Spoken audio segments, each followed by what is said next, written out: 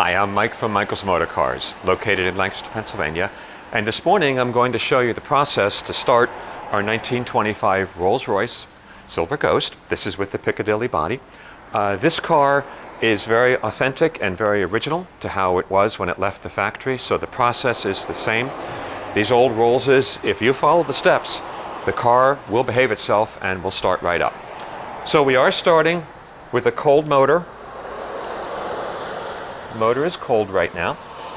So the first thing I do is we go around to the other side and we turn the fuel on. This is the one step that I usually forget. So I've done this many times and forgotten this first important step. The fuel valve is right here. When it's in the horizontal position, it's off. When it's in the vertical position, the fuel flow is on. So that's the first step. I then go to the back of the car and just make sure that the fuel filler cap is on tight and this extra vent is tight. It is a pressurized fuel system, so if this is not tight, it can't develop pressure and it won't start. Going along to the other side of the vehicle, I usually pat her on the nose just for good luck. She seems to like that. On the left side of the car, this of course is the battery box where the battery is housed for the car. It has an additional, so this is a new addition, a cutoff switch, a battery cutoff, so I turn that into the on position. So right now we have fuel, we have electric, and I just want to point out this car, in addition to its original hand-pumped fuel pressure system, does retain its starting carburetor. So this is the little fuel enrichment device. I'll be turning a knob under the dash, which turns it off and on, dumps extra fuel directly into the intake plenum by the cylinders. So I'm going to have Tay jump in so we can see gauges moving around when we start her up. This car is a happy car. It starts easily, hot or cold.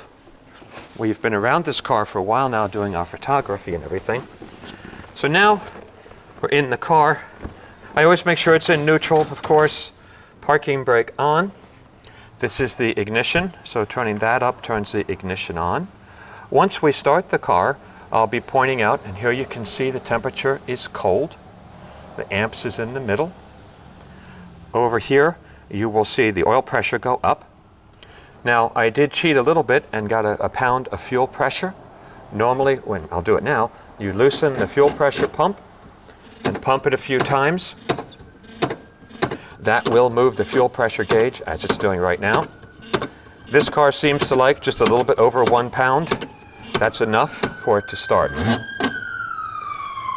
Obviously, with the instruments here, you want the timing late a little bit. Every car is a little unique. This car seems to like it just right above the E. It seems happy there. A little bit of throttle, a little bit of richness in the carburetor depending on the temperature. Down here is where the cold start, essentially a cold start is. So if I flip that over, and that is original to the car, so it's an original, and we'll take photographs of that. That's engaging the starter carburetor. So let's see. We've got ignition on, we have our timing, a little bit of choke, a little bit of throttle, and we'll push the starter button. Once it starts, you'll hear the starter carburetor makes a different noise, and I'll reach down and turn that off. And then I'll let you look at the gauges. You can see the exhaust and then see the motor running. So let's give her a whirl, see how she feels. You can hear the carburetor hissing there. Turn that off. Advance the timing a little bit. She likes to run a little bit of strong choke until it warms up a little bit. Here you can see, of course, we're still cold. We just started it. We're charging a little bit, charging system. Hopefully you can see that. Coming over here, we have fuel pressure is up, oil pressure is up, fuel pressure is holding correctly. Just let the motor warm up a little bit. So now you can take a look at the exhaust out the back of the car. And this is the cold starting process. Works well every time.